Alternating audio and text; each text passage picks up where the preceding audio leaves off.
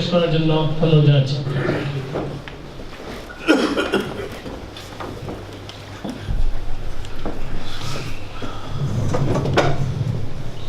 আলহামদুলিল্লাহ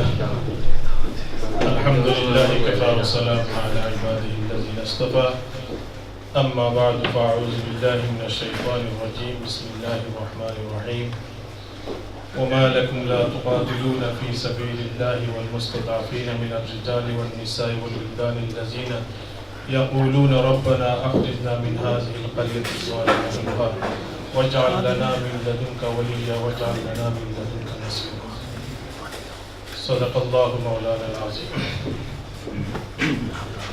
লন্ডন জমিয়ত উলামা ইসলাম Europe London মহানগরী কর্তৃক আয়োজিত আজকের এই নির্যাতিত রাখাইন তথা পারমান মুসলমানদের আলোচনা সভার সম্মানিত সভাপতি, মঞ্চে উপবিষ্ট ইউরোপ জমিয়তের মুহতারাম সভাপতি, উপস্থিত সিনিয়র উলামায়ে কেরাম, জমিয়তের বিভিন্ন শাখা থেকে আগত কর্মীবৃন্দ, যদিও আমরা অনেক দেরি হয়ে গেছে আজকের এই প্রোগ্রাম করতে, আমাদের মনের অনেক আকাঙ্ক্ষা ছিল দুনিয়ার ইতিহাসে সবচেয়ে বর্বর মধ্যযুগীয় ইতিহাসকে পিছনে রেখে জঘন্যতম যে অপরাধ জুলুম হয়েছে বার্মায়, এর প্রতিবাদে আমরা ওয়াটার লিলি অথবা রয়্যাল রিজেন্সি অথবা এ ধরনের কোনো হলে প্রতিবাদ সভা বলেন আর আলোচনা বলেন, একাডেমিক আলোচনা অথবা ঐতিহাসিক আলোচনা বলেন, মুসলমানদের দরদ, মুসলমানদের অন্তরে যে বেতা, এই বেতা প্রকাশ করার জন্য আমরা আরো বড় মাহফিল বা অনুষ্ঠান করার আমাদের অনেক ইচ্ছা ছিল। আমরা অনেক দেরি হয়ে গেছে, এরপরেও আজকে লন্ডন মহানগরী কর্তৃক যে উদ্যোগ নিয়েছেন, আমি তাদেরকে আমার অন্তঃস্থল থেকে আমি মুবারকবাদ জানাই। এবং আপনারা যারা আজকের এই মাহফিলে উপস্থিত হয়ে আজকের এই আলোচনা সভাকে আপনারা কামিয়াব করেছেন, আপনাদেরকে আমরা আন্তরিক অভিনন্দন মুবারক। মুহতারাম উপস্থিতি, আমার আগে আমাদের শ্রদ্ধেয় মৌলানা মাহফুজ আহমদ সাহেব, এইটা প্রতিবাদী কোনো জলসা নয়, প্রতিবাদী কোনো মাহফিল নয়, আমাদের করণীয় শীর্ষক আলোচনার মধ্যে উনি তাত্ত্বিক এবং ঐতিহাসিক একাডেমিক অনেক মূল্যবান আলোচনা করেছেন। কারণ আজকে এই বিষয় মুসলমানদের কাছে পরিষ্কার হওয়া উচিত। এই বার্মার নাগরিক, রাখাইনের নাগরিকরা এরা কোথায়? এরা বাংলাদেশ থেকে ওরা হিজরত করেছে না বাংলাদেশে হিজরত করে এসেছে? ওরা সত্যিকার কোন দেশের নাগরিক, এটা আমাদের সামনে পরিষ্কার হওয়া দরকার। আমি আশা করি মৌলানা মাহফুজ আহমদের আলোচনার মাধ্যমে আমাদের কাছে এটা পরিষ্কার হয়ে গেছে যে এইটা শুধু নতুন কিছু নয়, হাজার বছরের পুরাতন এবং হাজার বছর না, ইসলামের শুরু থেকে নিয়ে হুজুর আকরাম সাল্লাল্লাহু আলাইহি সাল্লাম থেকে নিয়ে এটা মুসলমানদের আসা যাওয়া, এবং এটার চিহ্ন আকার এবং অনেক কিছু এখনো পাওয়া যায় হাতি এবং সন্দ্বীপ থেকে নিয়ে ওই অঞ্চলের মানুষের কথাবার্তা থেকে এটা ভারতদের সাথে যে তাদের সম্পর্ক রয়েছে, অনেক কিছু এখনো আপনারা চাইলে অনেক কিছু তাদের মধ্যে প্রমাণ রয়েছে। আজকে এই পরিস্থিতিতে আমাদের করণীয় শীর্ষক আলোচনায় কোরআনে কারীম আমাদেরকে কি নির্দেশ দিয়েছে, আমাদের কি দাবি, কোরআনে কারীম আমাদেরকে কি শিক্ষা দিয়েছে, আমরা সবাই জানি। আমাদের দায়িত্ব আমরা যথাযথ আদায় করতেছি। আমি বিশ্বাস রাখি, আমরা যদি ইতিহাসের দিকে চাই, হুজুর আকরাম সাল্লাল্লাহু আলাইহি সাল্লামের জমানায় জীবন্ত মেয়েকে কবর দেওয়া, এই ধরনের জঘন্য অপরাধ যুগে যুগে মানুষ হত্যা হয়েছে। ইরাকের, আফগানিস্তানের ইতিহাস যদি আমরা দেখি, সেকেন্ড ওয়ার্ল্ডের ইতিহাস দেখি, তাহলে মানুষকে বোম মেরে লক্ষ লক্ষ মানুষকে হত্যা করা হয়েছে। সমকালীন সময় 10-15-20 বছরের ভিতরে আরব রাজ্যগুলোতে যেভাবে মানুষ হত্যা হইতেছে, এইটা আমাদের সামনে দূর থেকে বোম মারে, গুলি করে বিভিন্ন ভাবে মানুষদেরকে হত্যা করা হইতেছে। কিন্তু রাখাইনের ইতিহাস, আজকে যে ইতিহাস সৃষ্টি হয়েছে, মধ্যযুগ বর্বরতা, জীবন্ত মেয়েদেরকে যেভাবে কবর দেওয়া হয়, সের চেয়ে আরো ভিন্ন, আরো জঘন্যতম অপরাধ হইতেছে বার্মার মুসলমানদের ব্যাপারে। কারণ আমাদের সামনে পরিষ্কার, এটা মিডিয়ার বানান কিছু না। আমরা যারা ফিল্ডে যারা কাজ করেছেন, মৌলানা হুসাইন আহমদ, হাজী শাইস্তা মিয়া, আমি আজকে থেকে 6 মাস আগে আমিও গিয়েছিলাম, উকিয়া গিয়েছিলাম, টেকনাফ গিয়েছিলাম। তাদের মুখ থেকে আমরা যেগুলো শুনেছি, একজন মহিলা সামাজিক লাইনে কাজ করেন। তো আমরা একটা মিটিং এ বসলাম, উনি বললেন যে আমি রাখাইনে গিয়েছিলাম মহিলাদের অবস্থা শোনার জন্য। জীবন্ত মাদেরকে, মহিলাদেরকে দুধ স্তনকে কাটা হচ্ছে, বাপের সামনে মেয়েকে, যুবতী মহিলাকে ব্যভিচার অত্যাচার করা হইতেছে, মায়ের সামনে মেয়েকে, বাপের সামনে মেয়েকে। এইভাবে দুনিয়ার ইতিহাসে মানুষ, লক্ষ লক্ষ মানুষ দুনিয়াতে আজকে মরতেছে। কিন্তু বার্মা এবং রাখাইনের যে ইতিহাস, এই সামরিক জান্তা থেকে আমরা গণতন্ত্রকে আমরা প্রাউড ফিল করি। যখন গণতন্ত্র আসে, জমহুরিয়ত আসে, ডেমোক্রেসি আসে, এই অং সান সূচি তথাকথিত নোবেল প্রাপ্ত এই অং সান সূচি মানবতা বিরোধী গণতন্ত্র আসার পরে বার্মার ইতিহাসে জঘন্যতম অপরাধ চলতেছে। এই অবস্থায় আমরা যখন মানব ইতিহাসে কোনো জঘন্য অপরাধ হয়, তখন মানুষ কি করে? মুসলমানরা মুসলমানি ইমানি দায়িত্ব হিসাবে আমাদের হিজরত এবং নুসরতের, আমাদের সাহায্যের জন্য আমরা এগিয়ে যাই। ব্রিটেনের মুসলমানরা, জমিয়ত উলামা ইসলাম সহ সবাই আমরা লক্ষ লক্ষ টাকা আমরা পাঠিয়েছি, সাহায্য করতেছি।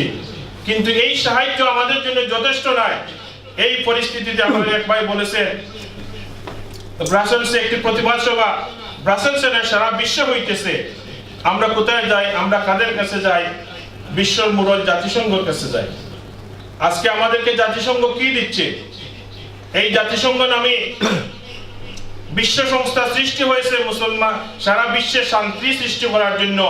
কিন্তু বিগত দিনের ইতিহাস দেখেন, যদি ইরাক থেকে নিয়ে, আফগানিস্তান থেকে নিয়ে অদ্যাবধি পর্যন্ত মুসলমানদেরকে হত্যা ছাড়া, মুসলমানদেরকে দুনিয়ার বুকে উঠানি ছাড়া, মুসলমানদের উপরে সমস্ত অত্যাচার এবং জুলুম ছাড়া জাতিসংঘের এই বিশ্বব্যাপী কোনো অবদান এই দুনিয়ার মধ্যে নাই। আজকে জাতিসংঘ যখন কোনো ইস্যু আসে, তখন তারা দুই ভাগে বিভক্ত হয়ে যায়। যদিও কিছুদিন আগে জাতিসংঘে যে ভোটাভুটি হয়েছে, অধিকাংশ দেশ বার্মার এই হত্যার প্রতিবাদ করেছে। কিন্তু আবার কিছু সামরিক শক্তি বিশ্ব মুরব্বীদের মধ্যে ভাগাভাগি হয়ে রাশিয়া এবং চায়না এবং আমাদের বন্ধু, আমাদের পরিচিত বন্ধু বলি ভারত এই ব্যাপারে বেটো দিয়েছে। এটা তারা মানতে রাজি নাই। দিন দুপুরে যেমন জুলুম অত্যাচার হইতেছে, এই জাতিসংঘর এই সমস্ত মুরব্বীরা মুসলমানদের বেলায় আসলে তাদের এই সমস্যা। কিন্তু মুসলমান ছাড়া, আমার এক মৌলানা বলেছেন, রাস্তার মধ্যে যদি একটি হাঁসকে অত্যাচার করা হয়, একটা পশুকে জবাই করা হয়, তাহলে তাদের বিবেক নাড়া দেয়।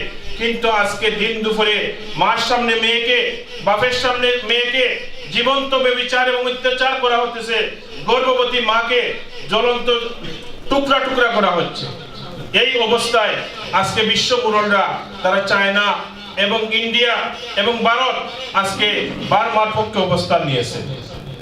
আমাদের সামনে দ্বিতীয় বিকল্প 52টি রাষ্ট্রের তথাকথিত ওআইসি নামে যে প্রতিষ্ঠান, সেই প্রতিষ্ঠান আমাদেরকে কি সাহায্য করতেছে? ব্যক্তি এরদোগান, আমার ব্যক্তি ধারণা, এই যুগের সালাউদ্দিন আইয়ুবীর মতো উনি যে ভূমিকা রেখেছেন, গত 2-1 বছর আগে যখন এই বার্মার 32টা মুসলমানদের উপরে যখন বিভিন্নভাবে জুলুম অত্যাচার করেছিল, তখন তিনি বলেছিলেন, বাধ্য হয়ে বলেছিলেন, এই 32টা আর তোমরা আগাবে না, আর যদি আগাও তাহলে তোমাদেরকে আমরা যেখানে পাবো সেখানে আমরা তোমাদের উপরে আমরা অত্যাচার চালাইব। এই হুঙ্কার দেওয়ার পরে ওরা কিছুটা পিছিয়ে চলে গিয়েছিল। এবারও ব্যক্তি এরদোগান, ওআইসির বর্তমান চেয়ারম্যান, ওনার ওয়াইফকে, ওনার স্ত্রী মানবতা দরদি বাংলাদেশে গিয়ে মানবতা দেখিয়েছে যে মুসলমানদের দরদ কতটুকু ওনারা প্রকাশ করেছে। কিন্তু ওনার সাথে আমাদের যে সমস্ত অন্যান্য মুসলমান নামী মুরল যারা আছেন, এরা এখন বিশ্বে ইসলামিক মডারেট ইসলাম স্টাবলিশ করার জন্য ওরা ক্যাম্পেইন করতেছে। আশেপাশে দেশে যে সমস্ত ইসলামিক পিওর দলগুলো আছে, এদেরকে ব্ল্যাকলিস্ট এবং এদেরকে কালো তালিকায় অন্তর্ভুক্ত করার জন্য ওরা ওই দিকে ওরা এখন কাজ করতেছে। মুসলমানদের দরদ ওদের মধ্যে নাই। दर्द दिल किससे कहो कोई तो गमखार नहीं आए खुदा तेरे सिवा कोई तो মদদগার নেই। সুতরাং আমরা এখন জাতিসংঘের কাছ থেকে কিছু পাওয়ার নাই, ওআইসি থেকে কিছু পাওয়ার নাই। আমরা আমাদের প্রতিবাদে আমাদের পার্শ্ববর্তী দেশে এই সমস্ত মুসলমানরা আমাদের দেশে এসেছে, আমরা ধন্যবাদ জানাই বাংলাদেশ সরকারকে। বাংলাদেশ সরকার শেষ পর্যন্ত হেফাজতে ইসলাম আল্লামা আহমদ শফী সাহেব যেদিন হুঙ্কার দিয়েছিলেন, তখন এর পরের দিন গভর্নমেন্ট সিদ্ধান্ত নিতে বাধ্য হয়েছিল বর্ডার খুলে দেওয়ার কারণে আজকে বারবার মুসলমান আমাদের দেশে। আলহামদুলিল্লাহ, আমরা অত্যন্ত গৌরবের সাথে বলতে পারি এই দুর্ভিক্ষের সময়, এই মুসিবতের সময় আপনারা মাঠে ময়দানে যারা কাজ করেছেন এবং আপনারা যারা নিউজ লিংকের সম্পর্ক আছে, হাজার হাজার উলামায়ে কেরাম, হাজার হাজার মুফাসসিরিনে কেরাম, হাজার হাজার খতিব বর্তমানে এই উকিয়া এবং টেকনাফের মধ্যে মাঠে ময়দানে সপ্তাহ সপ্তাহ ওরা কাজ করতেছে। ব্রিটেনের উলামায়ে কেরামের অবস্থান অত্যন্ত চমৎকার অবস্থান। আমাদের বন্ধু বান্ধব যারা কাজ করেন ফোন করলে ওরা বলেন লন্ডন থেকে অনেক চ্যারিটি সংস্থাগুলো মাঠে আছে কাজ করতেছে। আমাদের এটা শেষ নাই, মুসলমানদের উত্থান হয়েছে হিজরত এবং নুসরতের মাধ্যমে। আল্লাহর নবী মুহাম্মদ রাসূলুল্লাহ সাল্লাল্লাহু আলাইহি সাল্লাম মক্কার জমিনে যখন সাফা পাহাড়ে প্রকাশ্যে যখন ইসলামের দাওয়াত শুরু করলেন, তখন যে জুলুম শুরু হয়েছিল, এই জুলুম থেকে মুক্তি পাওয়ার জন্য মদিনা থেকে ৭৩ জন সাহাবী এসে বায়াতে আকাবা নামে যে শপথ নিয়েছিলেন, মুসলমানদেরকে দাওয়াত দিয়েছিলেন, আল্লাহর নবীর দরবারে আরজ করেছিলেন, ইয়া রাসূলুল্লাহ, এই কাফিরদের জুলুম থেকে বাঁচার জন্য আপনি মদিনা শরীফ আসেন। আল্লাহর নবী বলেছিলেন, আমি মদিনা শরীফ যাব এই শর্তে, আমার হাতে হাত রেখে তোমরা এইভাবে প্রতিজ্ঞা করো, তোমরা বয়ত নাও যে মদিনা যদি যাই আমার সাহাবীদেরকে তোমরা জান এবং মাল দিয়ে তোমরা সহযোগিতা করবে। সাহাবায়ে কেরাম, মদিনার আনসারী সাহাবায়ে কেরামরা সেই দিন হাতের উপরে হাত রেখে শপথ নিয়ে ওরা ওয়াদা করেছিলেন, ইনশাআল্লাহ মদিনা শরীফ আসলে আমাদের জান মাল দিয়ে আমরা সাহায্য করব। এটা প্রমাণ দিয়েছেন মুহাজির সাহাবায়ে কেরাম যখন হিজরত করে মদিনা শরীফ গেলেন, তখন আনসার সাহাবায়ে কেরামরা এই মুহাজির সাহাবায়ে কেরামদেরকে যাদের দুইটা বাড়ি ছিল একটা বাড়ি দিয়েছেন, যাদের দুইটা বাগান ছিল একটা বাগান দিয়েছেন, শেষ পর্যন্ত যাদের দুইজন বিবি ছিল তালাক দিয়ে একজন বিবি মুহাজির সাহাবায়ে কেরামদেরকে উপহার দিয়েছেন। সুতরাং পার্শ্ববর্তী বাংলাদেশ, আমরা যারা এখানে বাংলাদেশি উলামায়ে কেরাম বাংলাদেশি আমরা যারা আছি, আমাদের দায়িত্ব হলো মুহাজিরদের অবস্থান। আমরা এই সমস্ত মুহাজির যারা আছেন, আমাদের সৌভাগ্য আমরা এখন হিজরত এবং নুসরত আমরা আনসারী সাহাবাদের ভূমিকায় আমাদের জান এবং মাল দিয়ে তাদেরকে সহযোগিতা করা। বিগত দিন আমরা অনেক করেছি, এটা শেষ নয়। চ্যারিটি ওয়ার্কার যারা আছেন তাদের রিপোর্ট অনুযায়ী উলামায়ে কেরাম অনেক কাজ করতেছেন, ওদের কাজের লিমিটেড একটা সময়, লিমিটেড সম্পদ দিয়ে যখন তাদের শেষ হয়ে যাবে, এখন অন্যান্য চ্যারিটি খ্রিস্টান মিশনারিগুলা এখন দাফে দাফে ঢুকতেছে। আমাদের শেষ যেখানে তাদের শুরু সেখানে, এবং এই সমস্ত গরিব এই সমস্ত অভাবী মানুষদেরকে এখন খ্রিস্টান মিশনারিরা অমুসলমান বানানোর জন্য বিভিন্ন চ্যারিটি সংস্থা এখন ঢুকে গেছে, তাদের কাজ চলতেছে। সুতরাং আমরা বিগত দিন যে সাহায্য করেছি এইটা যথেষ্ট নয়, আমাদের জান এবং মাল দিয়া আনসারী সাহাবায়ে কেরামের যেভাবে সহযোগিতা করেছে আমরা এখনো সেভাবে রেডি হতে হবে। আজকে এই মাহফিল আমরা কালেকশনের জন্য আমরা ডাকি নাই, আপনাদের কাছ থেকে আমরা কালেকশন বলবো না, কিন্তু আপনারা এখন থেকে আপনারা রেডি থাকেন। এই সমস্ত বিষয় যদি লম্বা থাকে তাহলে তাদের ঈমান এবং আমল রক্ষার্থে আমাদের জান এবং মাল দিয়ে তাদেরকে আমরা সহযোগিতা করতে হবে। আল্লাহ সুবহানাহু ওয়া তাআলা আমাদেরকে সেই তৌফিক দান করুন। মাশাআল্লাহ। আমরা